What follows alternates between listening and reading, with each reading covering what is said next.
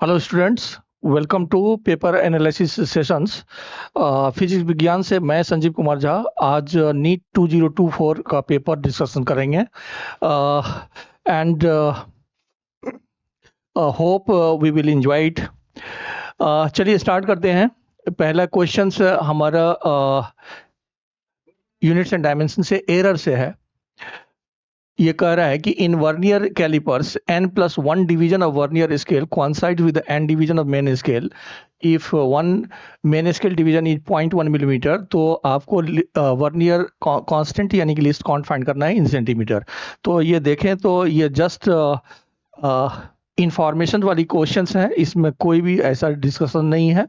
ये कह रहा है कि n+1 vernier scale division is equal to n division of the main scale, n division of main scale. तो one vernier scale division will be equal to n divided by n+1 main scale division, and vernier constant या least count will be equal to 1 main scale division and minus 1 vernier scale division.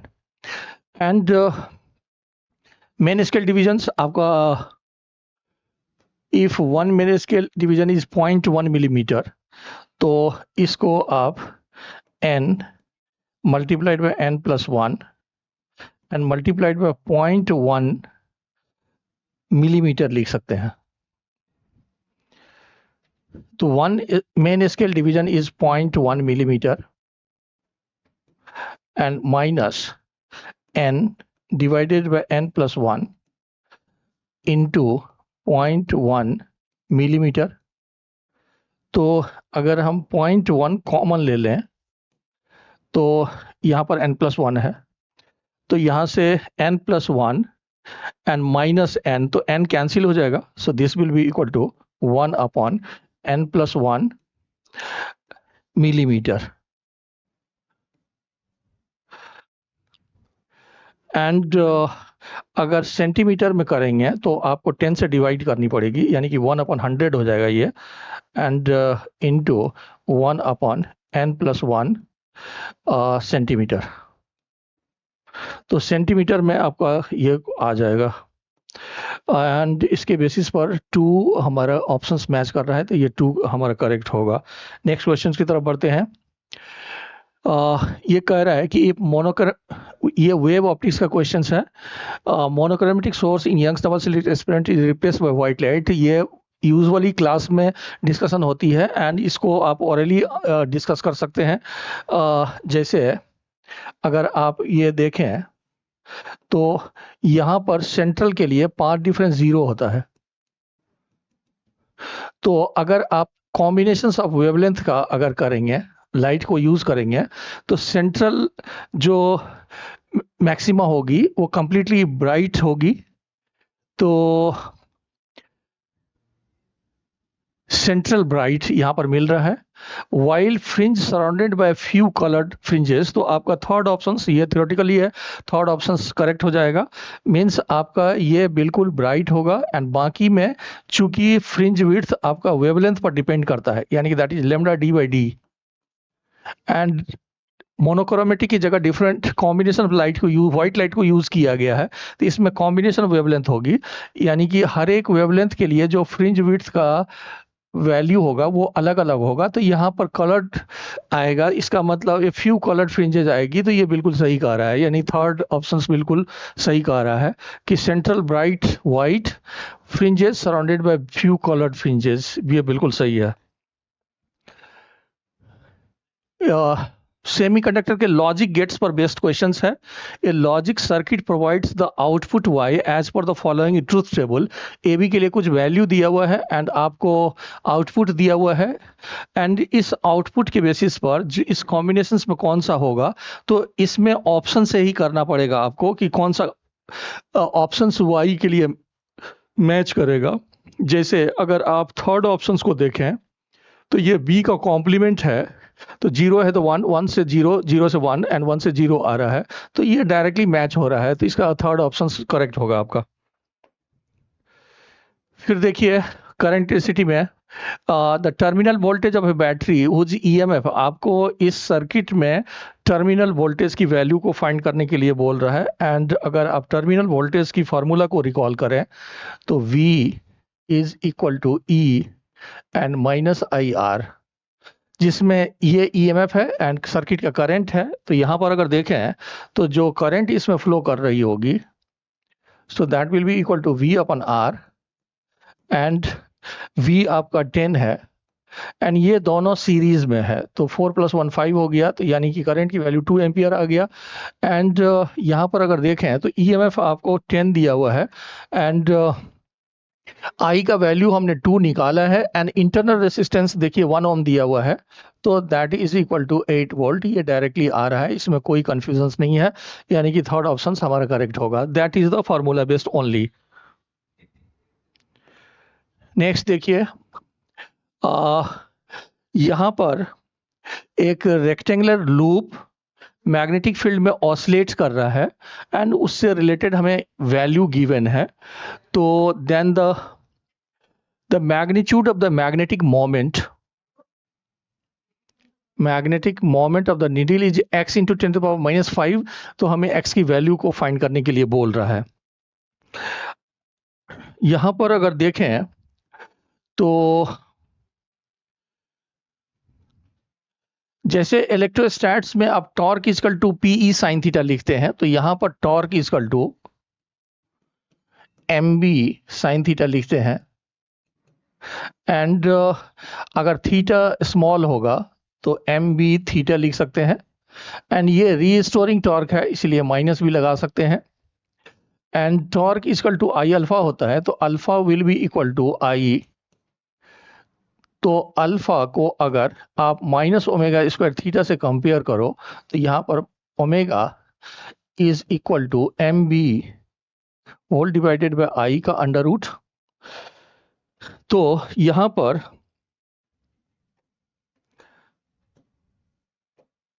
आपका time period का formula आ गया, T equal to 2 pi under root I upon MB। And 20 complete oscillations की time period 5 seconds दिया हुआ है, तो आपका टाइम पीरियड 4 सेकेंड हो गया।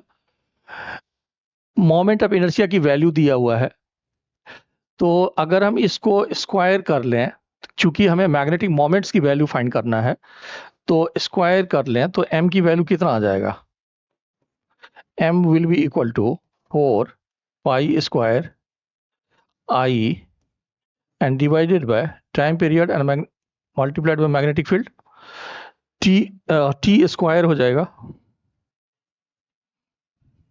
T square 4 pi square I upon MB, तो ये आ जाएगा, इसमें वैल्यू फिट करके m की वैल्यू निकाल लो, तो m will be equal to 4 pi square and यहाँ पर I की वैल्यू देखिए कितना है, 9.8 इंटू 10⁻⁻6, तो this is 9.8 into 10⁻⁻6 and whole divided by T square. तो यहाँ पर 20 ऑसिलेशंस का 5 सेकेंड्स है, 20 complete oscillation is in 5 seconds, तो 1 ऑसिलेशन का टाइम जो है वो 1/4 हो जाएगा एंड इसको स्क्वायर करेंगे तो ये 1/16 हो जाएगी। एंड B का वैल्यू देखिए, B का वैल्यू 0.049 टेस्ला दिया हुआ है, यानी कि that is 49 and multiplied bye 10⁻⁻3 ऐसा ले सकते हैं। तो यहां से अगर देखें तो हम एक जीरो को और कम कर लेते हैं, नीचे ले आते हैं, तो ये -2 के फॉर्म में आ जाएगा एंड 49 इंटू 2 आ जाएगा, तो 128 ये आ गया, 128 पाई स्क्वायर एंड मल्टीप्लाइड बाय 10⁻⁻4।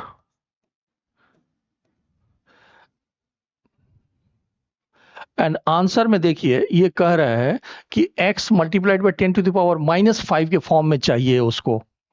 तो यहाँ पर ये 12.8 हो जाएगा, नहीं 1280 हो जाएगा ये। इसको आप चाहें तो 1280 पाई स्क्वायर एंड मल्टीप्लाइड बाई 10⁻⁻5 लिख सकते हैं। तो ये आपका x की वैल्यू आ जाएगा जिस फॉर्मेट में वो चाह रहा है। इसका मतलब 1280 pi square will be the correct answers. Next देखिए, a wire of length L and resistance 100 ohm is divided into 10 parts. The first 5 parts are connected in series while the next 5 parts are connected in parallel. The two combinations are again connected in series. तो अगर आप देखेंगे कि 100 ओम को 10 equal parts में divide कर रहे हैं, तो एक इक्वल पार्ट्स की रेसिस्टेंस 10 ओम हो जाएगा। उसमें से 5 are connected in series while the next 5 are connected in parallel. तो अगर हम डायरेक्टली इसको कनेक्ट करें तो ये हमारा 10 ओम है, दिस इज ऑल्सो 10 ओम, ये भी 10 ओम है, ये भी 10 ओम है। एंड इसी तरह का 5 को वो पैरेलल में ले रहा है।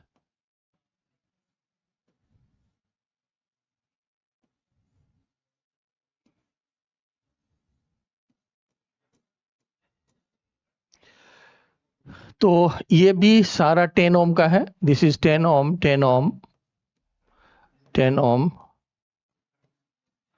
And 10 ohm. तो ये सीरीज में है, तो इसकी इक्विवेलेंट कितना हो जाएगा, ये डायरेक्टली ऐड कर देंगे तो ये हमारा 50 ओम हो गया। एंड पैरेलल में करेंगे तो 1/10 प्लस 1/10 तो 5/10, तो ये हमारा 2 ओम हो जाएगा। तो दिस इज 2 ओम। अब ये दोनों सीरीज में है तो R equivalent will be equal to 52 ohm. And यहाँ पर 2 ऑप्शन हमारा मैच कर रहा है, तो ये हमारा करेक्ट आंसर हो जाएगा। आगे देखते हैं। A horizontal force 10 Newton is applied to a block as shown in the figure. The mass of the block A and B are 2 kg and 3 kg. The block slides over a frictionless surface. The force exerted by block A on the block B पूछ रहा है, ये frictions कहीं नहीं है, तो दोनों जो है एक कॉमन एक्सेलरेशन से मूव करेगा। तो सबसे पहले आप वो कॉमन एक्सेलरेशन फाइंड कर लो। तो अगर आप कॉमन एक्सेलरेशन देखेंगे तो a equal to F upon M, M is the total mass, तो फोर्स 10 है एंड टोटल मास 2 + 3 5 है, तो ये हमारा 2 मीटर पर सेकेंड स्क्वायर आ जाएगा। अब यहां पर अगर a इस पर n फोर्स लगा रहा है तो इस पर भी n फोर्स लगेगा। तो अगर हम 3 kg देखें तो 3 kg पर सिंगल फोर्स लग रहा है n, तो फॉर 3 kg इस डायरेक्शंस में ओनली n फोर्स लग रहा है। यानी कि आप फ्री डायग्राम देखें अगर तो 3g नीचे लग रहा है, यहाँ पर एक नॉर्मल रिएक्शन है n1, लेकिन इस डायरेक्शंस में एक ही फोर्स लग रहा है जो कि उसको इस डायरेक्शंस में एक्सेलरेशन दे रहा है। यानी मीन्स आप n इक्वल टू 3a लिख सकते हैं। तो 3 एंड एक्सेलरेशन हमारा 2 है, सो that will be the 6 Newton. इसका मतलब force applied by a on b is the 6 Newton. तो ये थर्ड ऑप्शन हमारा करेक्ट हो जाएगा। नेक्स्ट,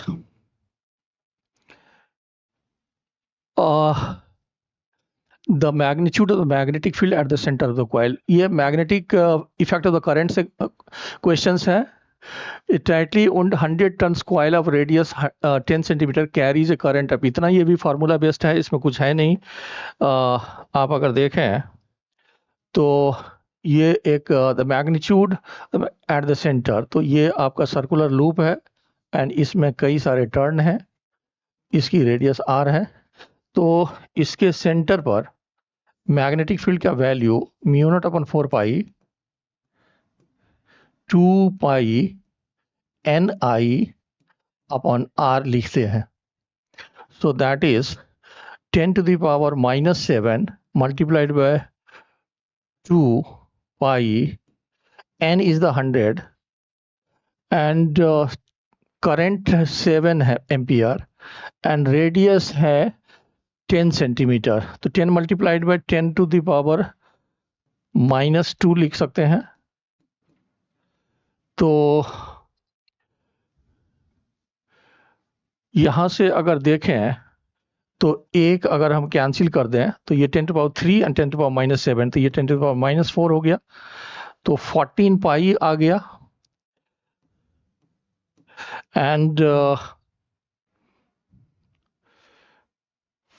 14 पाई 3.14 से करेंगे तो लगभग 44 आ जाएगा, तो 44 इंटू, तो ये 4.4 इंटू 10 टू पावर -3 यानी कि 4.4 मिली टेस्ला के फॉर्म में आ जाएगा।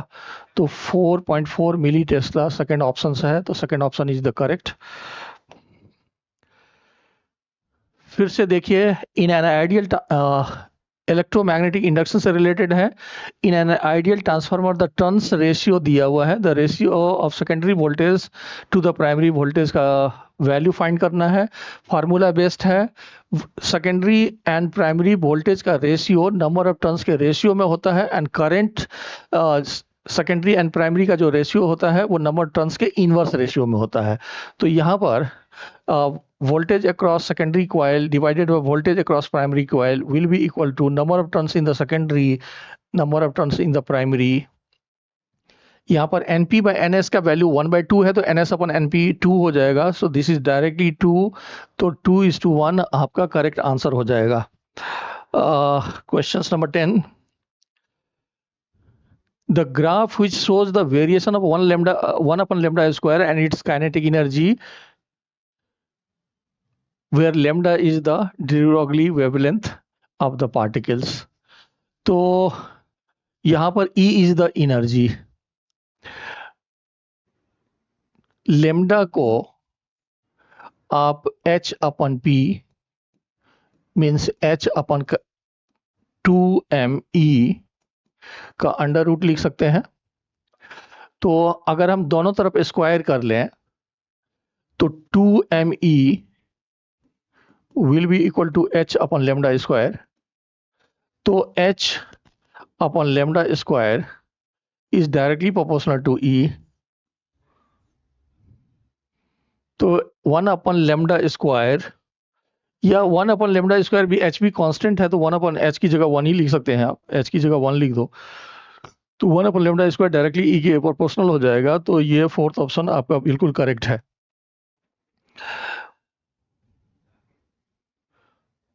नेक्स्ट,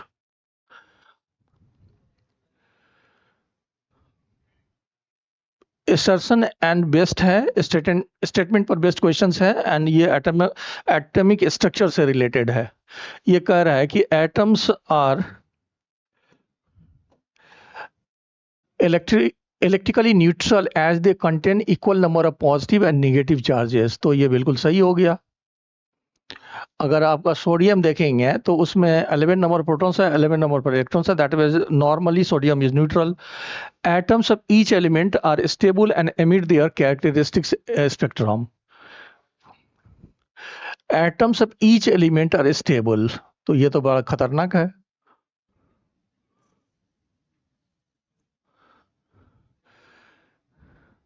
हर एक एलिमेंट स्टेबल है ऐसा तो नहीं बोल सकते हो।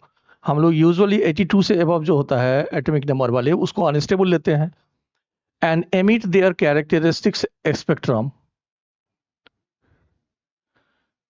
कैरेक्टरिस्टिक्स स्पेक्ट्रम तो फॉलो किया जा सकता है कि आप किसी भी एक सेल से इलेक्ट्रॉन्स निकालोगे तो ऊपर वाला इलेक्ट्रॉन्स फॉल करेगा, तो उससे जो रेडिएशन निकलेगी that is the characteristics spectrum.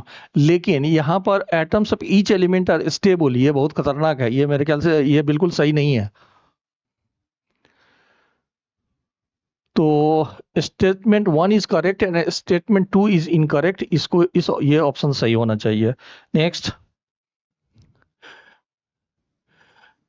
a bob is whirled in a horizontal plane by means of a string with an initial speed of omega revolutions per minute. The tension in the string T, if speed becomes 2 omega while keeping the same radius, the tension in the string becomes ये देखेंगे तो ये conical pendulum का simple सा questions है जो सभी लोग डिस्कस करते हैं। तो अगर देखें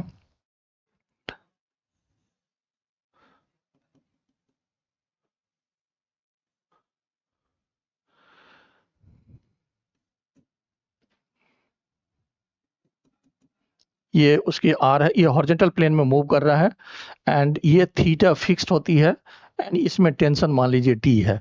तो अगर हम प्रोसीड कर दें तो ये थीटा होगा, तो इस डायरेक्शंस में जो फोर्स लगेगी वो टी साइन थीटा होगा, and T sine theta force उसको नेसेसरी सेंटीमीटल फोर्स प्रोवाइड कर रहा है।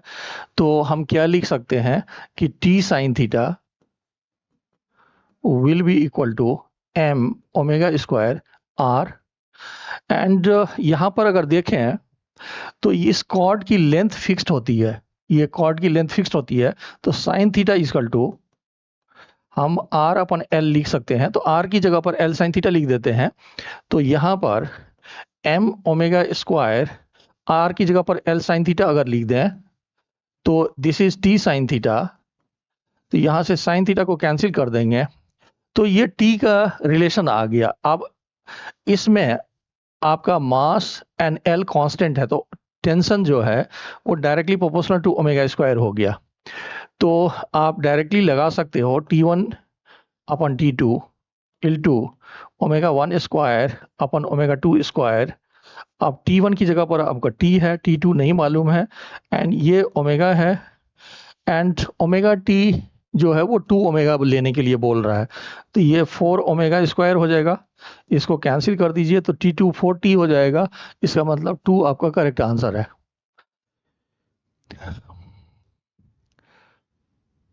Consider the following statements A and B, identified the correct answer. Solar cell से रिलेटेड है। अब अगर देखेंगे तो एनसीईआरटी वगैरह से बहुत क्वेश्चंस फिजिक्स में डायरेक्ट हैं। अगर आप सॉलिड एंड सेमीकंडक्टर के एनसीईआरटी के बुक को अगर देखें तो उसमें बहुत सारे डायग्राम है सोलर सेल के लिए, फॉरवर्ड बायस, रिवर्स बायस वगैरह का। तो इसमें देखें अगर, तो कह रहा है for a solar cell the IV characteristics lie in the 4 quadrant of the graph. अब इसमें मैं थोड़ा इसको एनालाइज कर देता हूं कि अगर आप सोलर सेल का ग्राफ ड्रॉ करें करंट एंड वोल्टेज के बीच में, तो यहां पर जो है ये शॉर्ट सर्किट वोल्टेज है,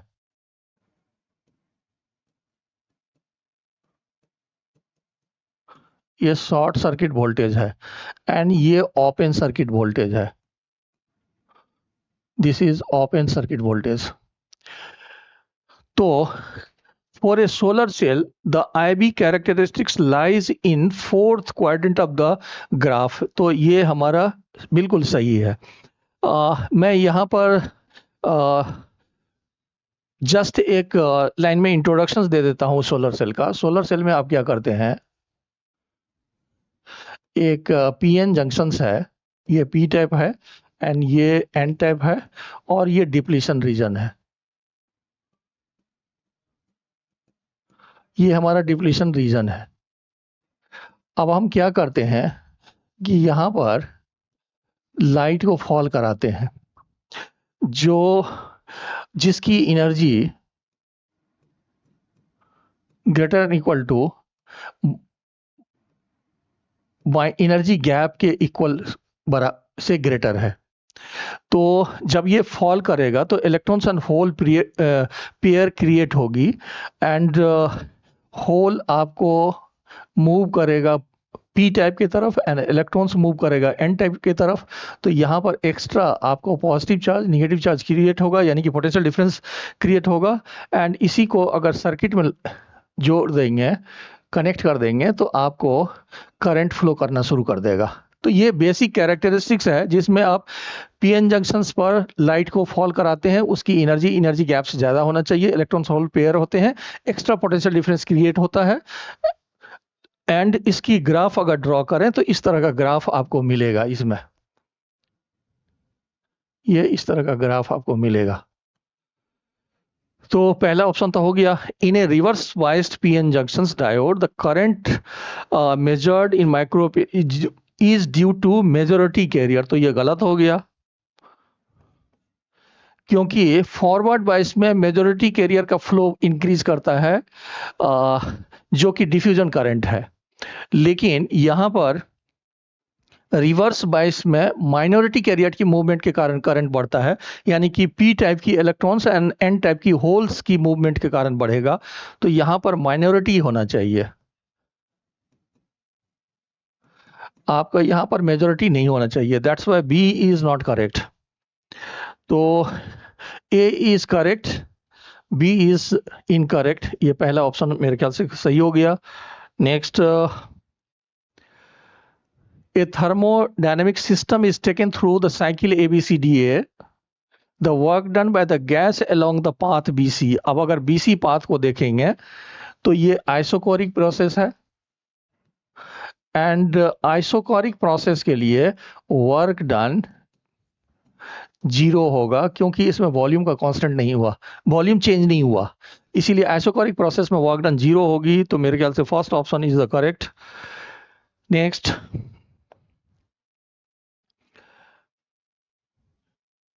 इलेक्ट्रोस्टैट्स का बेसिक क्वेश्चंस हैं। A thin spherical shell is charged by some source, the potential difference between C and P. C जो है वो सेंटर पर है कोई पॉइंट, एंड पेरीफेरी कोई पॉइंट है, तो उस दोनों के बीच में पोटेंशियल डिफरेंस फाइंड करने के लिए बोल रहा है। अब अगर सेल के पोटेंशियल डिफरेंस, पोटेंशियल और डिस्टेंस का अगर ग्राफ ड्रॉ करें तो ये एक इक्यू पोटेंशियल सरफेस होती है, एंड सेंटर से सरफेस तक आर इक्वल टू आर तक पोटेंशियल का वैल्यू सेम होता है, एंड उसके बाद ये डिक्रीज करती है। तो सी का भी उतना ही पोटेंशियल है जितना कि पी का है, एंड यहाँ पर कोई भी अदर पॉइंट लेंगे तो उसका भी पोटेंशियल सी एंड पी के बराबर होगा। तो श्योरली सी एंड पी का अगर पोटेंशियल सेम है तो उस दोनों के बीच का पोटेंशियल डिफरेंस 0 होना चाहिए। सो 0 हमारा ये फोर्थ ऑप्शन करेक्ट है। अब अगर नीट के फिजिक्स की को देखें तो कई सारे, एक मेजॉरिटी ऑफ द स्टूडेंट्स के लिए फिजिक्स थोड़े टफर सब्जेक्ट होता है, लेकिन अगर एनालिसिस से देखा जाए तो नीट का फिजिक्स टफ नहीं है। अगर देखें तो नॉर्मली 40 क्वेश्चंस तक ऐसे हैं जो ईच स्टूडेंट बना सकते हैं। एक आध क्वेश्चंस या 2-4, मैक्सिमम 5 क्वेश्चन ऐसे हो सकते हैं जिसमें थोड़े बहुत डिफिकल्टी लेवल थोड़ा ज़्यादा हो, लेकिन नॉर्मल अगर हम समान तरीके से अगर अपनी प्रिपरेशंस को जारी रखें तो नीट का फिजिक्स बिल्कुल रिवीजन का फिजिक्स है। बहुत ज़्यादा डेप्थ वाली क्वेश्चंस यहाँ नहीं होती है। आप अगर पर्टिकुलरली सही कंसेप्ट से रिवाइज कर रहे हैं तो इजीली कर सकते हैं। स्टूडेंट्स, पहले की तरह आप चैनल को सब्सक्राइब करना कंटिन्यू रखिए, जिससे कि आप फर्दर अपलोडेड वीडियो से अपडेट रहें।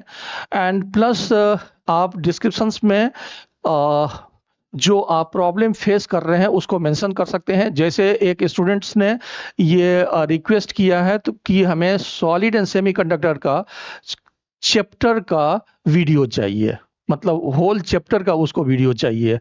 तो इस तरह की इंफॉर्मेशन आप डिस्क्रिप्शन में डाल सकते हैं, and continue to describe the channel.